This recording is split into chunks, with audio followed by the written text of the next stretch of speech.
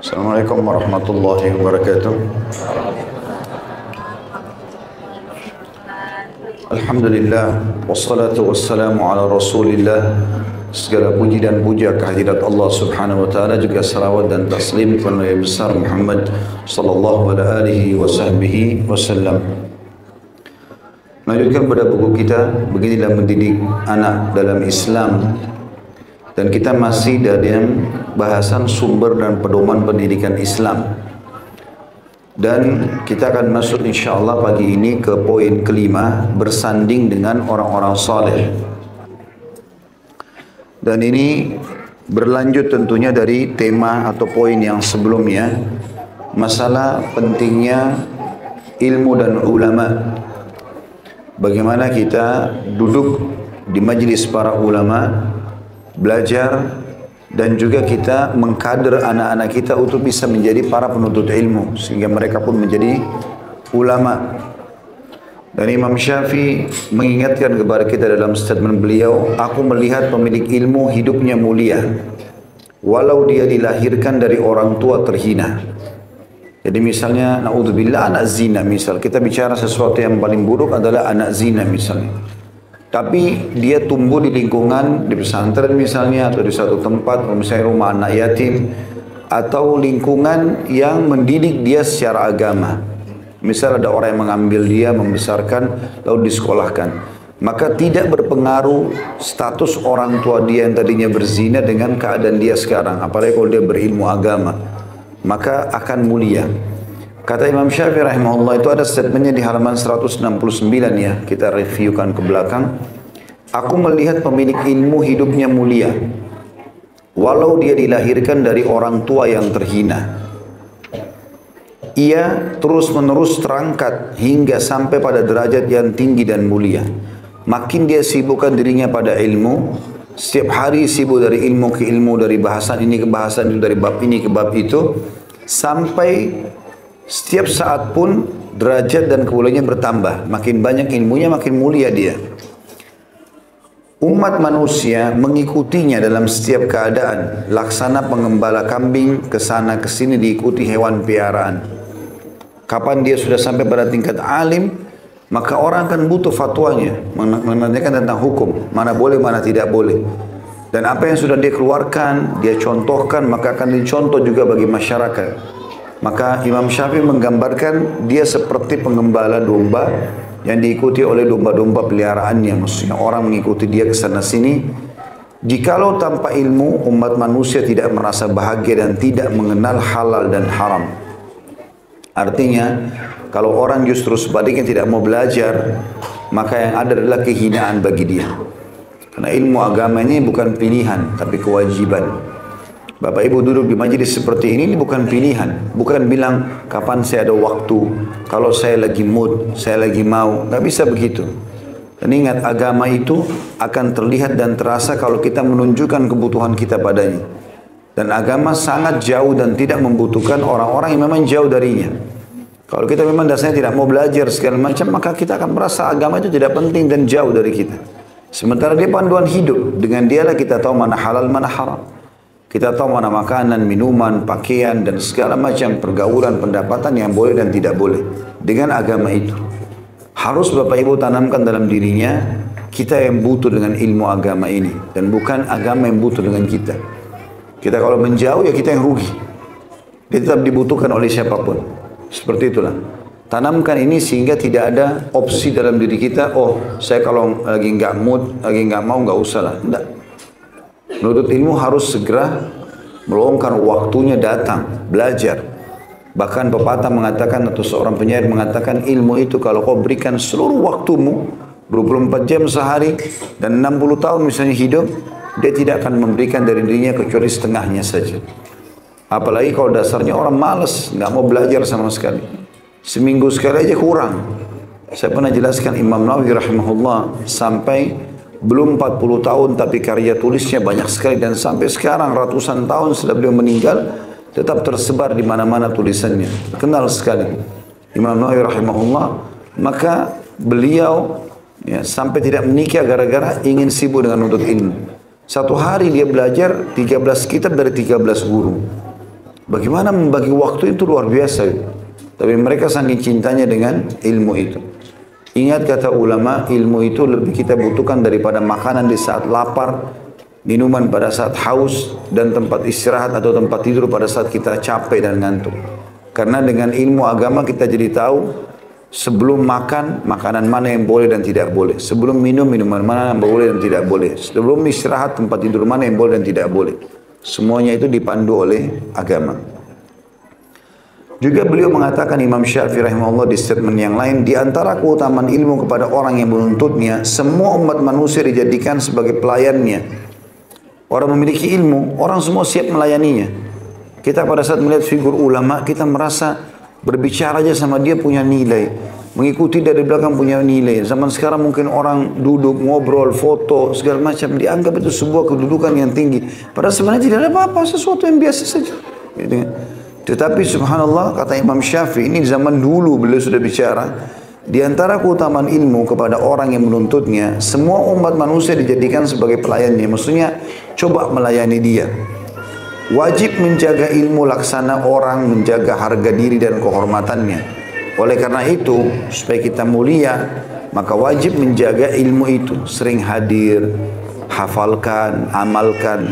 Sebagaimana kita wajib dalam Islam menjaga harga diri dan kehormatan kita. Nggak boleh kita sembarangan merusak nama kita. Ya. Siapa yang mengemban ilmu kemudian dia titipkan kepada selain ahlinya, karena kebodohannya dia akan menzaliminya. Dalam arti kata, siapa yang menuntut ilmu kemudian dia mengajarkan kepada orang-orang yang salah, maksudnya orang yang tidak mau dengar ceramahnya, tidak mau duduk di majelis ilmu, ya salah, ditinggalkan dia. Tapi dia harus mengajar kepada orang yang mau dengar. Ya. Makanya dengan dibuka majelis ilmu seperti ini misalnya, dan orang mau datang mendengarkan, berarti memang kemauan dia sendiri. Dia merasa butuh dengan agama itu. Disitulah ilmu akan bermanfaat. Tapi kapan ilmu itu dianggap remeh, dipaksa. Kantor ini punya pengajian, Ustadz Fulan harus datang, kalau tidak kena denda, terpaksa mereka. Orang seperti ini percuma diajarkan, karena belum tentu dia mau. Gitu. Kalau orang tidak mau, teman-teman dasarnya menolak, maka yang terjadi adalah guru itu dalam majlis mencari-cari kesalahan pengajarnya dan segala macam hal. Akhirnya merusak keimanan dia. Juga dalam statement lain beliau mengatakan, wahai saudaraku, ilmu tidak akan diraih kecuali dengan 6 syarat, kata Imam Syafi'i. Dan aku ceritakan rinciannya di bawah ini.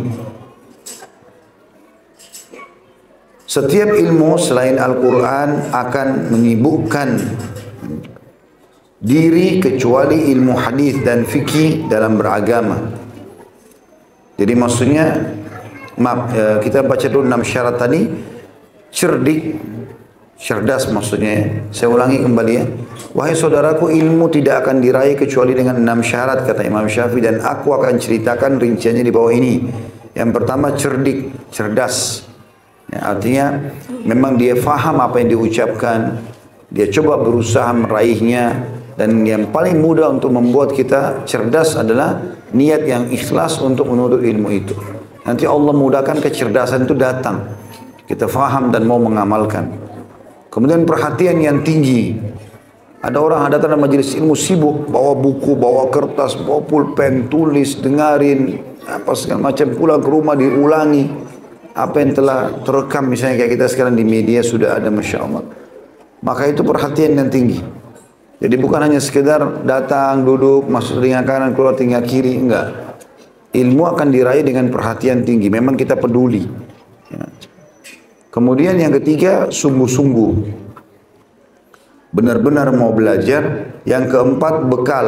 Maksud bekal adalah tadi misalnya kita beli bukunya, kita beli pulpen, bekal. Maksud dalam bekal juga waktu yang diluangkan, ya harta yang diinfakkan. Karena menuntut ilmu juga butuh harta yang diinfakkan. Seperti misalnya teman-teman bisa beli buku ini. Baik, ada hal yang lebih besar lagi. Beli buku beberapa, misalnya 10 yang kita mampu, bagiin kepada teman-teman di sebelah kita. Itu kan betul-betul dia ingin memiliki bekal yang banyak, dan teman-temannya juga punya bekal, akhirnya dia panen pahala mereka. Kemudian bergandeng dengan guru, artinya selalu Guru itu ada di mana dia ikuti pengajiannya, dia ikuti perkembangan, gitu kan. Yang terakhir adalah panjangnya masa. Tidak ada orang menuntut ilmu itu sekali dua kali, nggak mungkin itu. Kalau tidak salah kita menyelesaikan buku Mahkota Pengantin satu, kita bahas masalah rumah tangga 2 tahun lebih ya. Ya. Kalau kita masuk lagi ke sini ini sudah berjalan hampir setahun.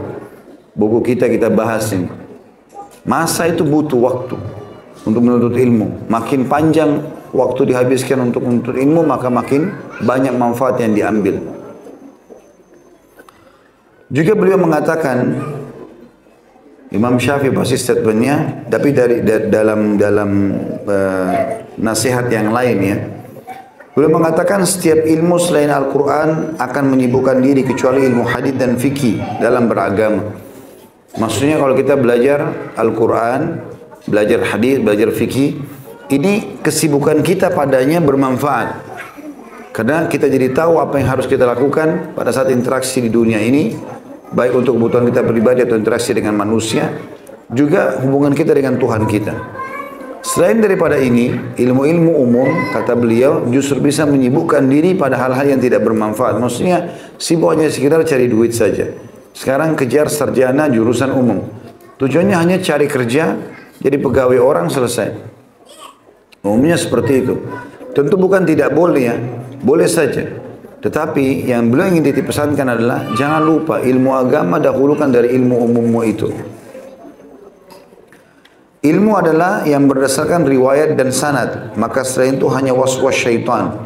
Maksudnya riwayat dan sanad ini, riwayat berarti dinukil. Ya. Sanad artinya silsilahnya, kayak misalnya fulan dari sahabat Nabi, dari Nabi SAW. Agama kita ini punya sanad. Ya. Kita enggak sembarangan orang main ngomong. Enggak, ini dari fulan, didengarkan dari fulan. Dari ilmu hadis itu ada seperti itu. Al-Quran pun begitu. Al-Quran pun punya sanad ya, dalam ilmu itu. Selain daripada itu, kalau cuma dikarang-karang berarti waswas syaitan. Karena akan mengarang-arang agama Allah Subhanahu wa ta'ala. Beliau juga bilang, bersabarlah terhadap kerasnya setiap ya, atau sikap seorang guru. Jadi guru macam-macam. Ada guru yang tegas, ada guru yang mungkin humoris, ada guru yang terlalu lemah, dalam arti kata tidak memberikan pemahaman yang baik. Ya orang faham nggak faham terserah gitu kan. Maka itu masing-masing. Bersabar dengan sikap mereka itu penting. Yang penting teman-teman sekalian, kita harus tahu bahwasanya guru yang benar adalah guru yang mengajarkan pada kita ilmu yang kita rasakan manfaatnya. Dan ilmu itu langsung bermanfaat. Tidak ada waktu yang panjang untuk itu. Misalnya kita belajar sebuah materi, sebuah subjudul sekarang. Maka itu akan langsung bermanfaat pada saat itu karena kita faham dan kita akan siap amalkan. Itu ilmu yang bermanfaat. Tapi kalau kita datang di pengajian dari awal sampai akhir yang ada hanya ketawa saja, nggak ada isi ilmunya, apa yang kita dapatkan? Maka jangan dengarkan. Itu was-was tentunya. Tapi kalau sesekali mungkin orang tertawa karena memang ada sesuatu yang dibutuhkan, yang lainnya adalah diisi dengan itu penting. Ya, apalagi memang kalau dia sampaikan sesuai dengan sanad tadi ya, sesuatu yang memang betul dinukil kisahnya dari orang-orang sebelum kita. Kata beliau, sesungguhnya gagalnya mempelajari ilmu karena memusuhinya. Maksudnya gagal belajar ilmu karena musuh pada guru. Ini penyakit dalam majelis ilmu ya. Ada orang subhanallah begitu mulai belajar, 2 penyakit besar muncul dalam dirinya. Yang pertama, suka gosipin orang. Di majelis ilmu tersebar itu. Karena syaitan tidak lagi goda dia berzina, tidak lagi goda dia riba, dia tahu haram. Tapi ghibah ini dia terselubung. Seakan-akan dia cuma sekedar menyebutkan tentang kekurangan seseorang. Padahal Nabi SAW sudah bilang, apakah kalian tahu apa itu ghibah? Dosa besar, gunjing. Kata para sahabat, Allah dan Rasulnya lebih tahu. Kata Nabi SAW, engkau menyebutkan sesuatu tentang saudaramu yang dia tidak sukai. Lalu sahabat berkata, ya Rasulullah, bagaimana kalau yang saya ceritain itu benar ada pada dia? Kata Nabi SAW, kalau ada padanya kau telah menggunjingnya, dapat dosa, dan kalau tidak ada kau telah menzaliminya. Kemudian yang kedua adalah mencari-cari kesalahan. Sampai pada tingkat bukan cuma cari kesalahan temannya di majelis taklim, tapi gurunya juga. Orang seperti ini kita akan temukan di lapangan tidak akan mendapatkan ilmu. Kerjanya tiap hari hanya nyalain orang. Yang unik kadang-kadang saya temukan di lapangan baru belajar, mungkin kalau disuruh ngaji aja masih salah. Tapi seperti lebih pintar dari gurunya. Si fulan salah, si fulan salah, si fulan salah. Dia sendiri belum bisa ngaji. Ya. Ini aneh betul. Tidak akan ada berkah ilmu itu. Ya. Makanya dikatakan bersabar terhadap sikap kerasnya. Ini kata Imam Syafi'i ya. Bersabarlah terhadap kerasnya sikap seorang guru. Sungguhnya gagalnya mempelajari ilmu karena memusuhinya. Barang siapa belum merasakan pahitnya belajar walau sebentar, maksudnya duduk, sabar, kadang-kadang panas, kadang-kadang ribut, kadang-kadang begini, ia akan merasakan hinanya kebodohan sepanjang hidupnya. Kalau orang tidak mau luangin waktu datang ke majelis ilmu, jalan jauh, kadang-kadang panas, ya, butuh luangin waktu, tinggalkan pekerjaan, tinggalkan proyek, maka kalau dia tidak pernah duduk seperti itu, luangin waktu kayak Bapak Ibu duduk seperti ini, maka berarti resikonya bodoh sepanjang masa. Dia tidak tahu hukumnya, tidak belajar. Dan barang siapa ketinggalan belajar masa mudanya, maka bertakbirlah 4 kali untuknya karena kematiannya. Kalau ada orang masih muda tidak belajar, maka sanggap saja dia seperti orang mati, kata Imam Syafi'i. Takbir 4 kali maksudnya sholati jenazah. Karena kalau masa muda dia tidak pakai belajar, tunggu sudah tua, rabun matanya, sudah bungkuk badannya, lemah, ya, menghafal pun sudah malas, sudah lemah, baru mau belajar. Ini terlambat. Ini seperti mayit, kata beliau. Walaupun tentu kalau orang-orang tua kita, Masya Allah mungkin ada hadir di sini mau belajar, bagus, hal positif daripada orang tidak belajar sama sekali. Tapi di mana masa mudanya? Kemana dia habiskan? Persepsi yang mengatakan, oh masih muda nggak apa-apa, puas-puasin dalam dosa. Ini persepsi yang salah. Habiskan masa muda pada hal yang bermanfaat supaya di akhir nanti masa tua kita tinggal panen hasilnya. Ya, banyak murid-muridnya, banyak hal manfaat, amal-amal salat sudah banyak yang dia kerjakan, namanya sudah harum. Kata beliau, demi Allah, hakikat seorang pemuda adalah dengan ilmu dan takwa. Tidak akan dinilai orang itu baik, ya, anak muda itu berprestasi kecuali dia memiliki ilmu yang luas dan juga ketakwaan kepada Allah. Itu baru dia mulia. Bila keduanya tidak ada, maka tidak ada anggapan baginya. Kalau tidak ada itu berarti anggap dia tidak ada apa-apa, tidak ada nilainya. Biar dia tampan, biar dia kaya, kalau tidak ada ilmu agamanya, nol penilaiannya dalam pandangan Imam Syafi'i rahimahullah. Beliau juga bilang, ilmu adalah tanaman kebanggaan. Kapan kita punya ilmu? Kita seperti punya tanaman yang selalu kita banggakan. Maka hendaklah Anda bangga dengannya. Dan hati-hatilah bila kebanggaan itu terlewatkan darimu. Maksudnya, kau akhirnya tidak punya ilmu, tidak ada yang bisa kau banggakan. Tidak ada yang bisa kau amalkan, tidak ada yang bisa kau ajarkan. Ketahuilah, ilmu tidak akan didapat oleh orang yang fikirannya tercurah kepada makanan dan pakaian saja. Dan orang selalu sibuk dengan itu, maka sulit, ya. Termasuk kalau kita lagi belajar, lagi mengulangi pelajaran, jangan terlalu banyak cemilannya. Nah, seorang gitu kalau ujian 1 kresek atau 3 piring gorengan, ya, minum berapa banyak, akhirnya perutnya kenyang, ngantuk, tundalah belajarnya. Makan secukupnya, habis itu belajar, ya. Pengagum ilmu akan selalu berusaha, baik dalam keadaan telanjang maupun berpakaian. Artinya, dia akan selalu terselimuti dan menjaga ilmunya itu, baik dalam keadaan dia pakai baju atau tidak pakai baju. Ini bahasa agak dalam, ya. Maksudnya, kalaupun dia dalam kondisi tidak berpakaian, mungkin dengan istrinya, atau dia lagi sendiri, atau dia dengan suaminya, tetap aja ilmu menyelimutinya. Ilmu itu punya nilai yang akan menjaga dia dari perbuatan yang salah. Jadikanlah bagimu dirimu bagian yang cukup. Dan tinggalkanlah nikmatnya tidur dan kurusnya kebencian. Dalam arti kata, tidur ia secukupnya. Ada orang subhanallah hidupnya isinya tidur. Dari pagi sampai malam. Malam pagi lagi. Ya kalau dia sholat, kadang-kadang orang tidak seperti itu. Pokoknya hiburan dia adalah ranjang. Enggak, kita tidur secukupnya. Ranjang bersihkan, tinggalkan. Aktivitas. Dikatakan dalam pepatah bahasa Arab, taharrak fa inna fi harakati barakah. Selalu bergerak, beraktivitas, karena itu ada berkahnya. Mungkin suatu hari kamu hadir dalam suatu majelis menjadi tokoh besar di tempat majelis itu. Artinya bisa saja kamu sekarang belajar agama, ternyata nanti akan membuat kamu mulia di tempat itu juga. Artinya kau jadi mengajar di sana. Kau jadi mengajar di sana. Ya.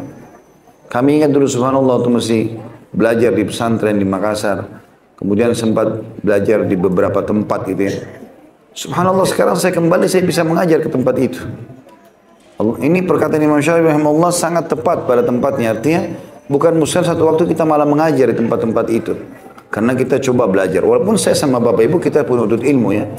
Kita bukan bicara seorang ulama. Ulama itu adalah orang-orang yang luar biasa. Kita sama-sama menuntut ilmu yang sedang menjalankan itu. Tapi apa yang beliau komentari di sini adalah sesuatu yang masuk akal. Ya. Dan itu terjadi. Dan cukup banyak syair-syair yang sudah kita pelajari pada pertemuan sebelumnya. Ya. Dan ini tidak mungkin saya ulangi semuanya. Karena sudah kita bahas ya. Tapi ada yang ingin saya angkat itu di halaman 171.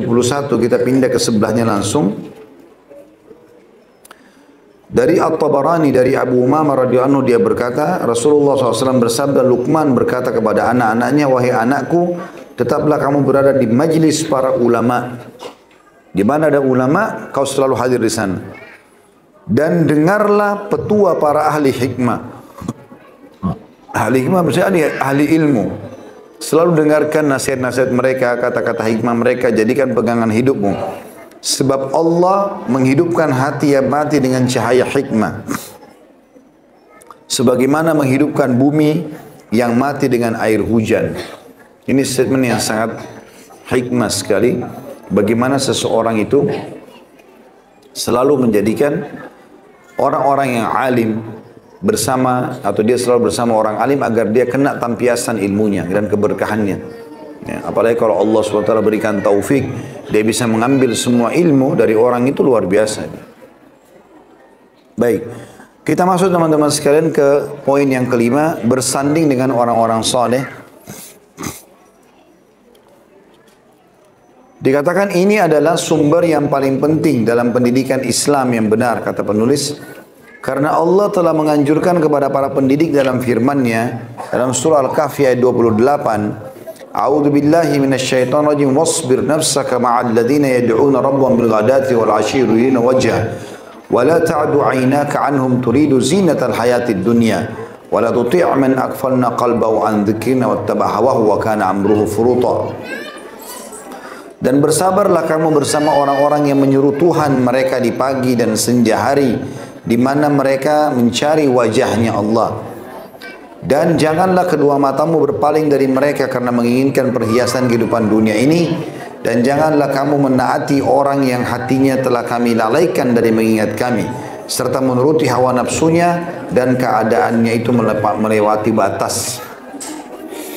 Potongan awal ayat ini yang kita maksudkan adalah, yang itu jadi saksi bahasan, bersabarlah kamu bersama orang-orang yang menyeru Tuhan mereka di pagi dan senja hari, di mana mereka mengharapkan wajahnya. Maksudnya selalu kamu bersanding dengan orang-orang yang soleh itu, berdakwah, beribadah, sibukkan diri dengan mereka. Akan kita juga tersibukkan seperti mereka, walaupun kita mungkin tidak sampai tingkat keimanan dan ilmu mereka, tapi mengikuti langkah ini sangat baik. Ini firman Allah Subhanahu wa ta'ala. Lalu Allah mengatakan, dan jangan pernah justru kedua matamu teralihkan atau terpalingkan kepada orang-orang yang telah kami lalaikan mereka dari zikrullah. Jadi kita sibuk lihat mobilnya orang yang sibuk. Ada kadang-kadang orang subhanallah terlalu duniawi, duduk ngobrol 2 jam hanya ngobrolin masalah mobil dia. Apa ini ngobrol? Sudah merek ini kualitasnya begini, selesai. 5 menit 10 menit selesai. Untuk apa bicarain mobil 2 jam 3 jam semalam suntuk? Kadang-kadang orang bicarain masalah minuman berjam-jam, makanan. Untuk apa ini? Manfaatnya apa? Sudah selesai, ini minuman manfaatnya ini selesai.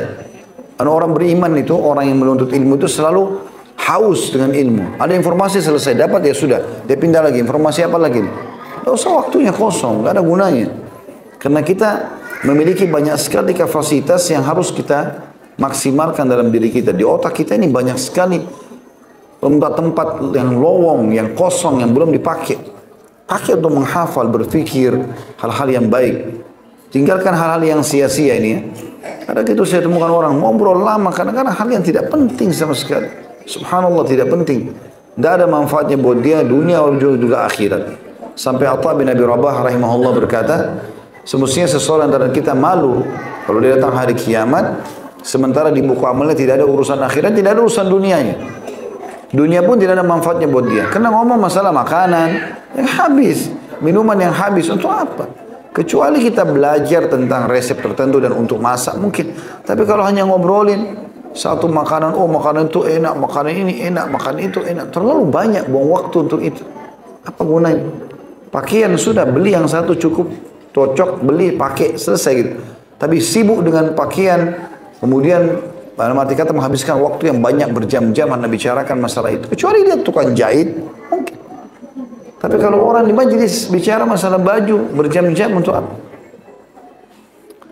Kemudian dikatakan juga pendidik utama Muhammad SAW telah menganjurkan juga agar kita pandai-pandai memilih teman bagi anak-anak kita. Sebab hal itu, maaf, saya ulangi, pendidik utama Muhammad SAW telah menganjurkan juga agar kita pandai-pandai memilihkan. Tadi kalimatkannya saya lupa baca, karena itu penting ya, bersambung di sini. Kita memilihkan teman bagi anak-anak kita. Sebab hal itu memberi pengaruh yang sangat penting. Nabi SAW bersabda, Al-mar'u ala dini khalili, falyanzur ahadukum man yukhalil. Seseorang tergantung agama temannya. Maka hendaklah salah seorang di antara kalian memperhatikan siapa yang dijadikan sebagai teman. Hadis ini riwayat Abu Daud nomor 4833, Tirmidzi 2379, Ahmad jilid 2 halaman 303 dan 334. Hadis ini kata ulama kembali kepada dua. Kembali kepada orang yang mau mencari teman dan juga kembali kepada orang tua yang mau cari teman buat anaknya. Dan saya sudah bilang teman-teman sekalian, kita yang harus mengatur anak kita. Berhenti diatur sama anak ini. Saya kadang-kadang sedih melihat ada bapak ibu lagi jalan di depan anaknya yang pandu. Anak 7 tahun mandu orang yang 30-35 tahun. Ayah mau ini, ibu mau itu. Diatur sama anaknya. Sampai mau pergi kemanapun jalan kalau hari Sabtu Minggu misalnya, harus anaknya yang atur. Kenapa ini? Tidak boleh dibiasakan, berhenti ini. Ini kebiasaan buruk. Kita sebagai orang tua yang atur. Walaupun dia nangis, nggak boleh. Dia tidak tahu jaraknya, dia tidak tahu biayanya, dia nggak tahu efek buruk dan negatifnya. Mungkin dia ajak kita ke satu tempat, kita tidak bisa sholat di sana. Dia nggak ngerti, dia nggak berdosa, kita berdosa. Mungkin kita ke sana buang-buang waktu, kita lihat maksiat. Tapi demi untuk anak, nggak boleh. Ini yang bahaya, anak bisa jadi masalah buat dia kalau begini. Enggak, kita yang atur. Nanti kalau perlu anak yang sering tanya, ibu ayah kita mau kemana? Kita ke sini nak. Oh saya mau ke sini, nggak bisa. Ikut ayah sama ibu. Biasakan. Bentuk mereka menjadi orang yang patuh sama kita. Memang Allah suruh kita membentuk anak-anak yang patuh sama kita. Jangan mereka yang mengatur. Karena kita lebih tahu, lebih dewasa, lebih punya pengalaman, lebih punya ilmu. Dan itu disebutkan dalam masalah ini termasuk persahabatan, pergaulannya, pendidikannya, sekolah, lembaga, ya, yang dia ingin interaksi. Kita yang atur semuanya. Bapak Ibu harus tahu siapa nama teman-teman anaknya. Ya. Sama siapa dia berteman. Pengaruh itu luar biasa. Gitu. Ya. Pernah anak saya sekali pulang dari sekolah, kemudian berbicara di rumah, pembicaranya itu aneh kalau menurut saya. Gitu. Tadinya semangat sekolah, tiba-tiba kayaknya sudah nggak mau sekolah, kayaknya sudah begini. Ini subhanallah baru ketemu satu kali sama temannya. Ada temannya rupanya lebih dominan dalam majelisnya. Pada saat dulu sama teman-temannya hanya terpengaruh. Enggak, saya bilang nggak bisa, harus kembali dan begini. Dengarin orang tua. Kalau nggak bisa ini. Akhirnya dia jalan semaunya, dia rusak, dia nggak ngerti. Nama kita yang rusak, dia juga tidak tahu. Dia belum tahu menjaga nama baik dia. Banyak efek-efek negatif kalau kita biasakan anak-anak yang memilih. Ya. Jadi harus berhenti masalah itu. Termasuk di sini adalah makna hadis. Selain kita pribadi kalau mencari teman orang baik, juga mencarikan teman yang baik buat anak-anak. Kita yang aturin temannya. Ya, itu penting sekali. Termasuk ini subhanallah, kalau kita Bapak Ibu biasakan ini, nanti sampai pada tingkat anak kita kalau mau menikah, lalu kita bilang, nak nikah sama ini saja, dia akan mengatakan baik ayah, baik ibu. Dia nggak ada pilihan, memang dia mau sama orang tuanya, bahkan dia nggak mau, terserah ibu sama ayah saja, saya menikah sama siapa. Itu yang luar biasa. Dibandingkan kita mau nikahkan sama orang soleh atau soleh, dia nggak mau. Enggak, saya maunya sama ini. Ayah nikah sama pemabuk, narkotika, dan segala macam hal. Itu bahaya sekali. Ada satu keluarga saya tahu, ya, itu menikahkan anaknya karena keinginan anak itu. Begitu diikuti menikah, ternyata berjalan cuma 1 bulan baik. Setelah itu ketahuan laki-laki itu narkotika lah, masalah lah. Ayah orang tuanya menyesal, ayah sampai diceraikan, segala macam hal. Terceraikan. Malulah orang tuanya. Anak ini tidak terlalu fikir. Dia masih belum sampai pada tingkat, oh iya kita harus jaga nama baik ya. Bagi dia saya nggak cocok, selesai. Efek negatif nggak dipikirin. Orang tua yang mikirin masalah itu. Menjadi beban. Ini bisa membuka pintu durhaka kalau tidak ada udurnya. Ya. Juga hadis yang selanjutnya Abu Musa al-Ash'ari radhiyallahu anhu berkata, Rasulullah SAW bersabda, innama mathalul jalisis salih wal jalisis su kahamilil miski wa nafikhil kir. Fahamilul misk imma an yuhdhiyaka wa imma an tabta'a minhu wa imma an tajida minhu rihan tayyibah wa nafikhul kir imma an yuhriqa thiyabak wa imma an tajida rihan mumtina. Sesungguhnya perumpamaan teman-teman soleh dengan teman-teman buruk, laksana penjual minyak wangi dan pandai besi. Penjual minyak wangi akan memberi olesan minyak kepadamu. Kalau kau mampir ke toko minyak wangi, dia akan semprotin kan. Coba nih misalnya. Minimal kita cium bau wanginya. Atau kamu bisa membeli darinya. Kau beli sesuatu dapat manfaat. Minyak wangi enak kita bawa pulang, dicium wangi segala macam. Atau kamu mendapatkan aroma yang harum darinya. Minimal kalau kau tidak dioleskan pun, tidak dicobain, disemprotin, tidak beli darinya, kau kalau lewat di tokonya saja, wangi depannya. Itu perumpamaan teman yang baik. Lewat saja sepintas, oh, orang soleh ya, orang soleh ya. Sudah cukup, kita seperti dapat wanginya dia. Kalau kita berteman sama dia, maka seperti kita sedang ya diberikan sesuatu sama dia, nasihat ke apa, ya kita diteskan minyak wangi. Kalau kita coba belajar dari dia malah ambil banyak hal, kita seperti membeli ilmunya, kita akan mendapatkan manfaat lebih besar karena sampai pulang pun kita akan bawa ilmu itu. Itu perumpamaan yang bijak dari Nabi SAW. Sementara kata beliau, pandai besi, orang yang biasa buat besi, ya pedang segala macam, terkadang membakar pakaianmu dan kamu mendapati bau yang tidak sedap darinya. Hadis ini riwayatkan Imam Bukhari jilid 9 halaman 569 570 dan Muslim nomor 2628. Teman yang baik kata beliau, maaf, ada riwayat yang lain dari Abu Sa'id al-Khudri radhiyallahu anhu bahwasanya Rasulullah SAW juga bersabda, la tusahib illa mu'mina wa la ya'kul ta'amaka illa taqi. Janganlah kamu berteman kecuali dengan orang mukmin. Laki-laki sama laki-laki, perempuan sama perempuan, bersahabat sesama jenis yang mukmin, yang beriman kepada Allah dan baik ibadahnya. Dan jangan memakan makananmu kecuali orang yang bertakwa. Hadis ini riwayat Abu Daud nomor 4832, Tirmidzi 2397, Ahmad jilid 3 halaman 38 dan sanadnya hasan dan juga yang disahihkan oleh Ibnu Hibban di nomor 2049. Perkataan Nabi SAW, janganlah engkau bersahabat berteman kecuali dengan orang mukmin agar kau maksudnya bisa mendapatkan efek kebaikannya. Makna lainnya adalah, dan jangan kamu berteman dengan orang-orang yang buruk karena kau akan terpengaruh juga dengannya.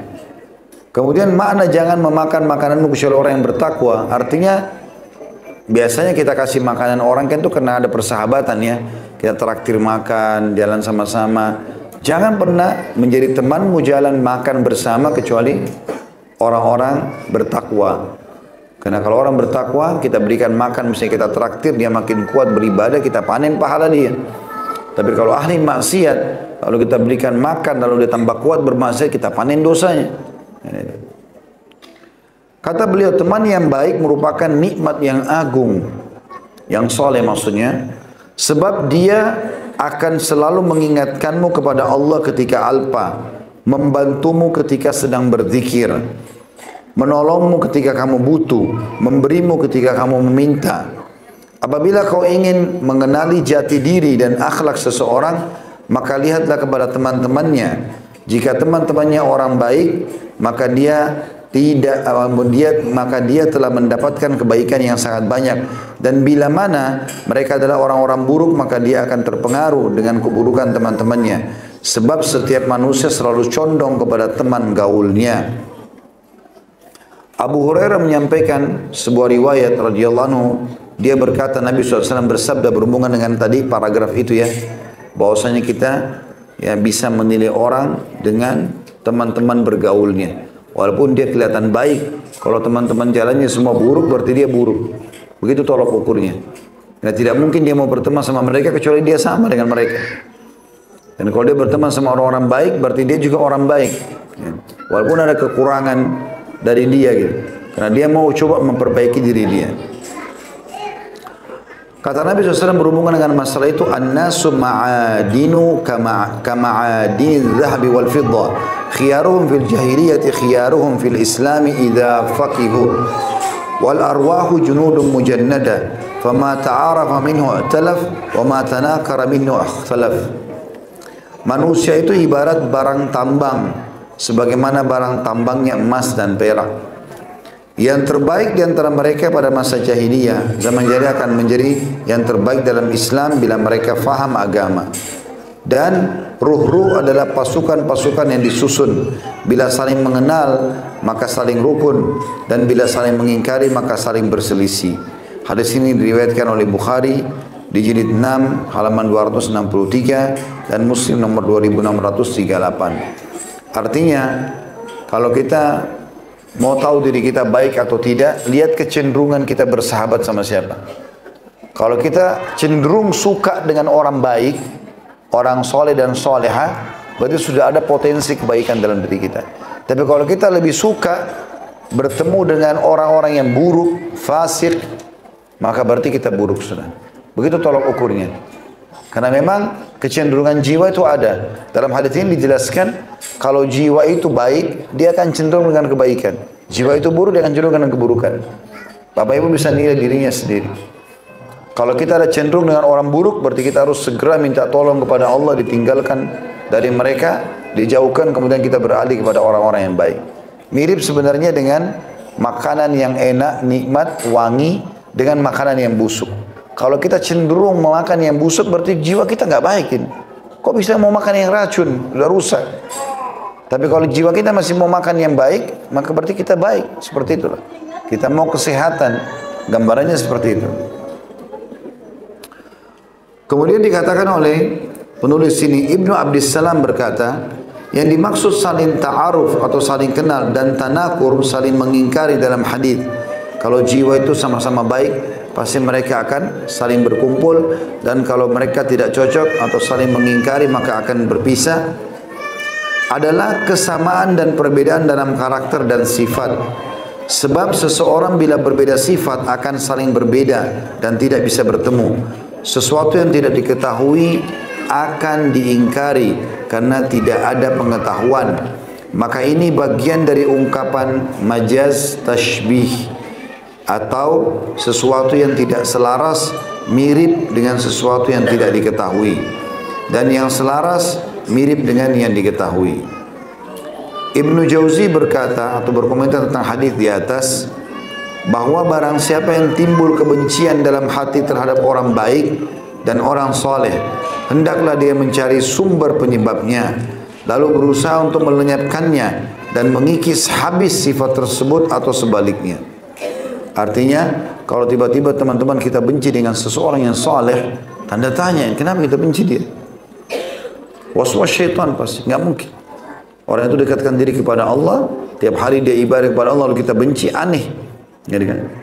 Apalagi kalau dasarnya kita dinasihati oleh orang, lalu kita nggak mau terima. Ada orang begitu, subhanallah. Dinasihatin, kamu salah begini, akhi, ukhti, baik lagi. Dia merasa dihina, padahal sedang dinasihati. lalu kemudian dia sengaja mencari-cari kesalahan orang. Ini masalah. Aneh ini. Makanya dikatakan dalam pepatah, ini tentu disebutkan di waktu-waktu kita ya, belum lama. Statement para orang-orang hikmah mengatakan, kalau ada orang yang sedang mengingatkanmu tentang satu kesalahanmu, maka jangan jadikan dirimu seperti orang yang sedang terganggu dengan jam beker yang membangunkan di pagi hari sehingga dia merusaknya. Tapi orang yang bijak justru dia jadikan jam beker sebagai tempat dia berterima kasih karena jam beker itu telah membangunkan dia untuk beraktivitas. Ada orang begitu kan? Kalau dinasihatin, ada orang terima, oh iya ini peringatan. Walaupun pahit buat dia. Oh ini pasti baik buat saya karena memang ternyata saya salah misalnya. Ada orang tidak. Begitu dia dinasihatin karena dia salah, dia pakai uang yang salah kah, dia melakukan perbuatan yang salah kah, atau apa saja, dia malah marah. Malah merasa terhina. Lalu kemudian dia coba cari kesalahan yang lain. Ini keburukan di atas keburukan. Pepatah bahasa Arab mengatakan al-khasyafan wa su'akila. Khasyaf itu kurma yang kering dan rusak. Ya. Su'akila dan keburukan timbangan. Jadi orang Arab menggunakan istilah ini kalau ada dua keburukan berkumpul. Misalnya ada penjual kurma, udah kurmanya jelek, timbangannya kurang lagi. Itu diistilahkan itu. Akhasyafan wa su'akila. Sudah kurma buruk, timbanganmu lagi buruk. Ini ditarik kepada semua aktivitas. Ada orang begitu subhanallah, sudah akhlaknya buruk, tidak punya kedudukan juga di masyarakat. Terus kemudian sengaja juga melakukan perbuatan yang salah, makin memburukkan diri dia. Makin memburukkan diri dia. Selanjutnya, Ibnu Jauzi berkata, dari tentang hadis di atasnya, sudah kita bahas itu. Abu Musa al-Asy'ari radhiyallahu anhu berkata, Rasulullah SAW bersabda, "Al-maru ma'a man ahabba." Seseorang akan bersama siapa yang dia cintai. Hadis ini diriwayatkan oleh Bukhari di jilid 10 halaman 462 dan Muslim nomor 2641. Apabila seorang anak, kata beliau, mulai daripada hadis di atas, diarahkan agar mencintai Allah dan Rasulnya, maka dia akan bersama Allah dan Rasulnya. Karena kan kata Nabi SAW, seseorang sesuai dengan atau akan bersama dengan siapa yang dia cintai. Kalau kita sebagai orang tua sudah menanamkan dalam diri kita cinta kepada Allah dan Rasulnya, mendahulukan semua dari pilihan-pilihan kita pribadi, begitu juga kita tanamkan pada anak-anak. Kata beliau, apabila seorang anak diarahkan agar mencintai Allah dan Rasulnya, maka dia akan bersama Allah dan Rasulnya. Tapi bila dia menjadi pecinta pemain sepak bola, seniman, penyanyi, atau orang fasik atau kafir, maka dia bersama mereka. Siapa yang senang menyerupai orang-orang kafir, maka akan bersama mereka. Sementara siapa yang mencintai orang-orang saleh, maka dia akan bersama mereka. Dan selaras dalam sifat dan karakter. Dalam pepatah bahasa Arab dikatakan, jangan bertanya tentang seseorang kepada dirinya, tapi tanyalah kepada temannya, karena setiap orang selalu mengikuti temannya. Apabila kamu berteman dengan seseorang, maka bertemanlah dengan yang terbaik, dan jangan berteman dengan yang celaka, sehingga dia akan mencelakakanmu. Saya pernah kasih contoh itu, kalau antum di kantor berteman dengan orang yang berprestasi, tadinya masuk sebagai pegawai biasa, sekarang sudah jadi manajer atau GM atau apa saja jabatannya, maka dia berhasil. Misalnya dalam 2-3 tahun kita berhasil. Kita kalau berteman sama dia, tanyakan kiat-kiat suksesnya, kita akan bersama dengan dia. Tapi kalau kita berteman dengan teman kantor yang suka bolos, malas, pekerjaan tidak selesai, surat-surat peringatan SP-nya datang dianggap remeh, maka kita akan bersama dengan mereka, kita anggap remeh. Kita berteman sama orang-orang yang pintar di sekolah, kita akan sama dengan mereka pintar. Kita berteman dengan orang-orang yang malas, kita akan malas bersama mereka. Ada orang subhanallah, temannya tidak lulus juga dia. Saya pernah bertemu dengan seseorang, prestasinya Masya Allah dalam pendidikan. Ya, di sebuah kampus. Kemudian 1-2 tahun kemudian jadi buruk. Saya sempat tanya, bagaimana prestasi sekolahnya? Kok bisa dari itu naik turun? Dia bilang setelah berteman sama orang-orang ini Ustaz. Dia tunjuk teman-temannya ada situ. Mereka sambil tertawa sebenarnya. Tapi bagi saya jawaban itu mungkin dari lubuk hatinya. Dulu dia suka menghafal, sekarang berteman sama teman-teman ini, sudahlah, nggak usah terlalu hafal, sudahlah, nggak usah begini-begini, nanti gampang, selalu gitu. Kalau teman-teman yang begini menganggap remeh, jangan diajak sebagai teman.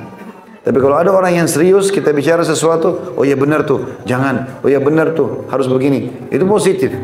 Tapi kapan ada teman kita selalu anggap remeh, sudahlah, nggak apa-apa, sudahlah, padahal bahaya, nggak boleh, jangan. Jadi kita harus hati-hati dengan masalah seperti ini. Kembali statement yang disampaikan oleh Imam Syafi'i rahimahullah, saya mencintai orang-orang saleh walau aku tidak seperti mereka, agar aku mendapatkan syafaat dari mereka. Jadi aku berteman sama orang saleh walaupun aku belum sampai pada level mereka, sebab aku yakin dengan itu pertolongan mereka akan datang kepadaku. Jadi saya mengingatkan, menasihati, dan di akhirat bisa menolong di timbangan amal, menyelamatkan dari neraka karena orang-orang soleh punya syafaat. Aku benci terhadap orang yang dagangannya maksiat walau kami sama dalam barang dagangan. Artinya aku coba tanamkan dalam diriku, kalaupun ada orang berbuat maksiat, aku pun berbuat maksiat, aku benci sama maksiat itu, karena sebenarnya itu perbuatan salah. Ada orang begitu, mungkin dia merokok tapi dia benci rokok itu dan dia berusaha meninggalkan, dan dia tidak mau anaknya menciumnya, dia nggak mau anaknya melihat, dia pergi ke teras jauh, dia pergi kemana. Saya pernah lihat ada seorang bapak begitu.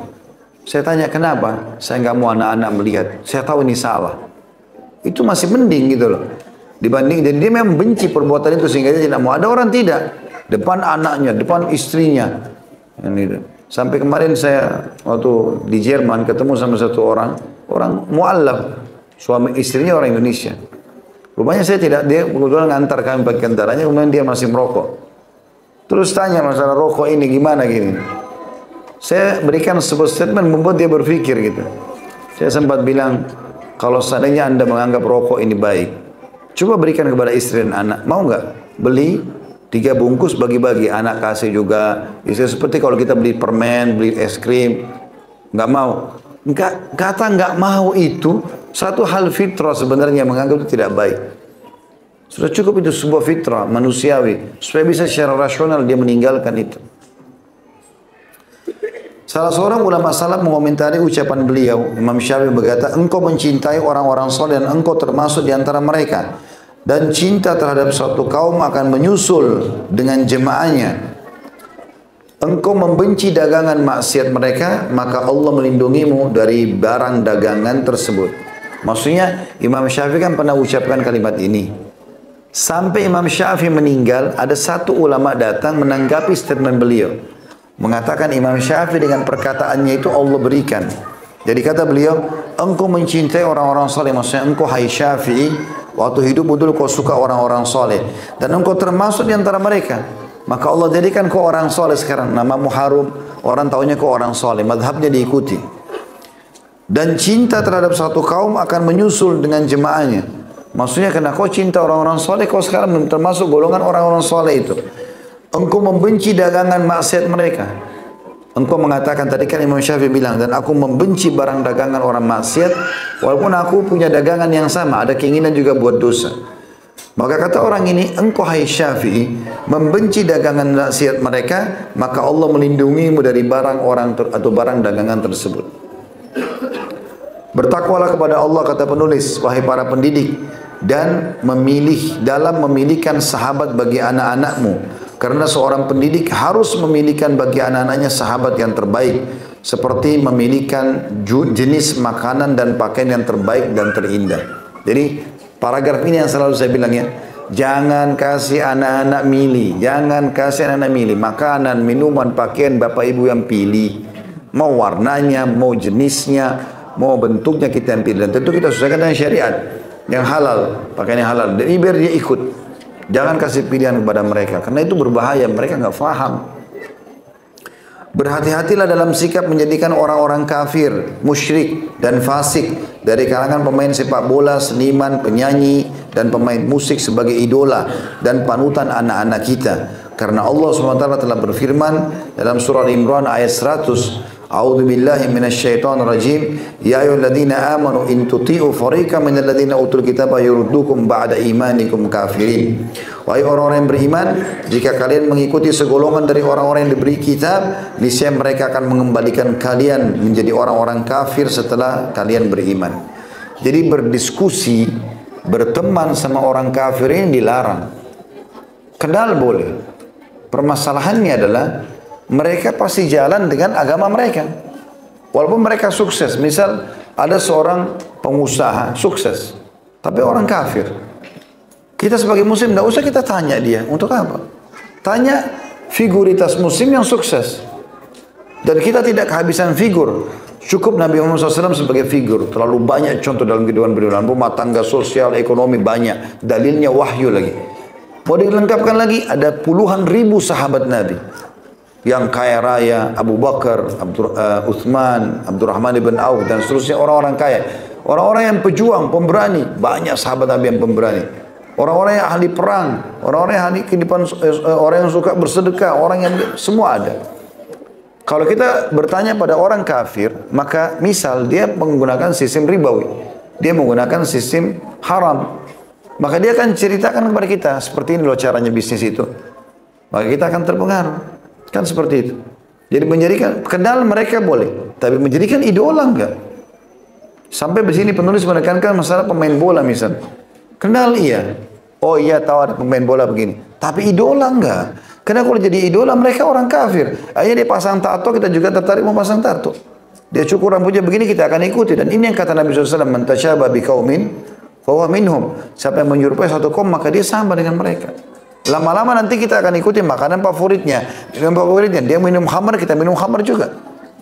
Otomatis akan mau coba, akan mau begini. Dipasanglah poster dia besar-besar di kamar dan seterusnya. Gitu kan. Kenapa teman-teman? Salahnya apa? Kalau anak-anak kita alihkan ke agama, kenapa? Kenapa kalau yang kita ceritakan kisahnya para nabi-nabi? Kisahnya Abu Bakar, Umar, Uthman, Ali, Talha, Zubair. Kenapa?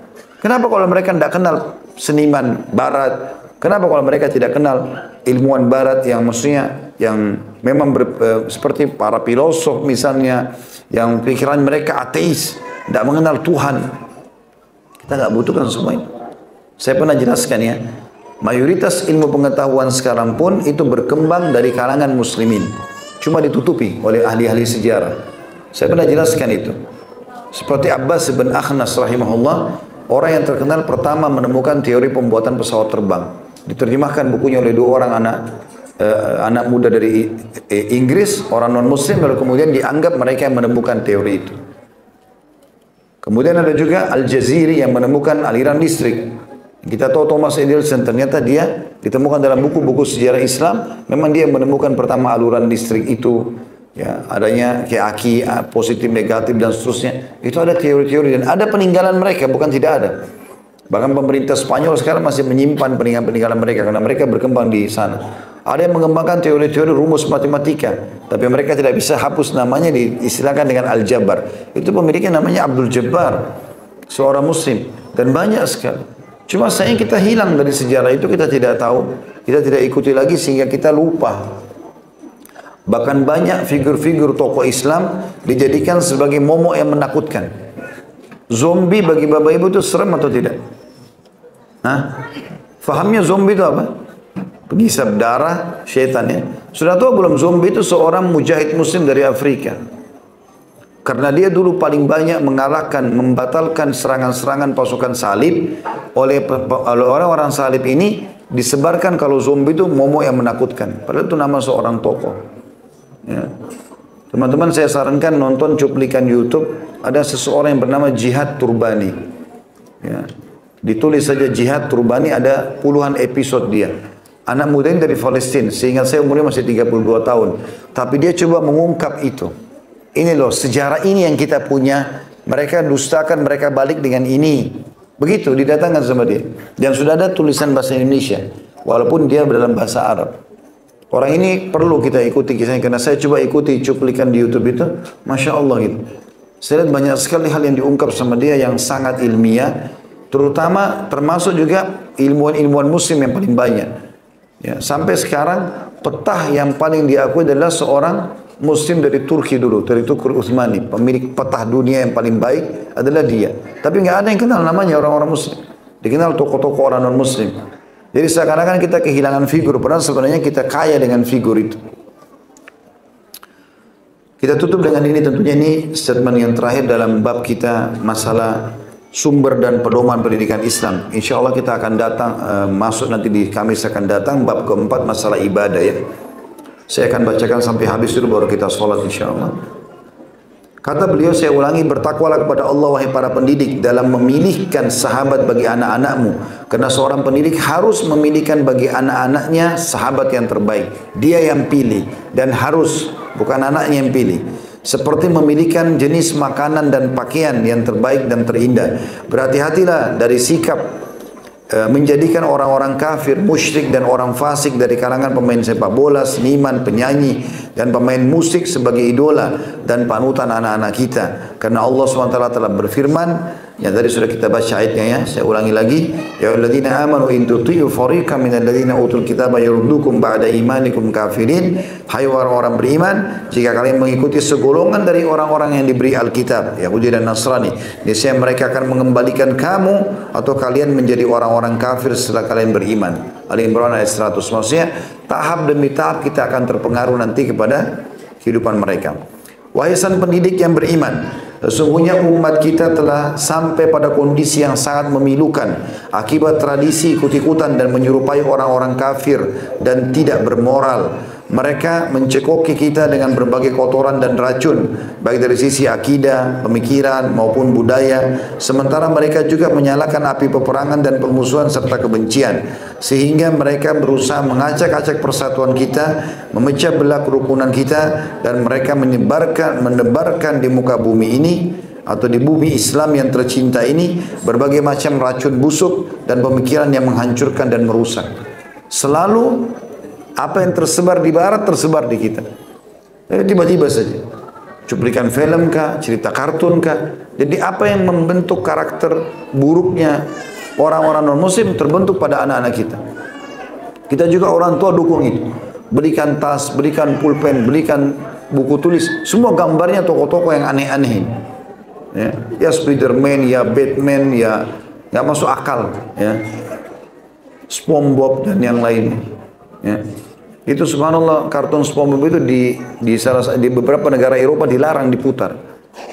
Itu spon, pembersih piring, dibuat supaya cerita masuk dalam air. Apa yang ditangkap sama anak kita? Ilmu apa yang didapat dengan kartun itu? Hah? Kosong, gak ada sama sekali. Berhati-hatilah wahai para pendidik, engkau bersama keluargamu menjadi target mereka. Musuhmu tidak tidur sekejap pun, maka bangunlah demi anakmu dan pantaulah kebiasaan anakmu dari mulai perkara kecil hingga yang besar. Dan perhatikanlah teman-teman anakmu, telitilah pemikirannya dan curahkan pemikiranmu atau pikiranmu untuk keluargamu, serta ajaklah masuk terus berpegang teguh dan komitmen terhadap agama Allah. Jagalah mereka dari keburukan dan adab neraka sebagaimana engkau menjaga dirimu darinya. Allah berfirman dalam surah At-Tahrim ayat 6, A'udzu billahi minasyaitonir rajim, ya ayyuhalladzina amanu qu anfusakum wa ahlikum naran waquduhan nas wal hijarah waquduhan nas wal hijaratu 'alaiha malaikatun giladun syidad la ya'sunallaha ma amara wa yaf'aluna ma yu'marun. Wahai orang-orang beriman, peliharalah diri kalian dan keluarga kalian dari api neraka. Bagaimana caranya? Pendidikan agama, bentuk karakternya, pilihkan teman-teman yang baik. Yang bahan bakar neraka itu adalah manusia dan batu. Penjaganya malaikat-malaikat yang kasar dan keras, yang tidak durhaka kepada Allah terhadap apa yang Dia perintahkan kepada mereka dan selalu melaksanakan apa yang diperintahkan. Subhanakallahumma bihamdika asyhadu an la ilaha illa anta astaghfiruka wa atubu ilaik. Wassalamualaikum warahmatullahi wabarakatuh.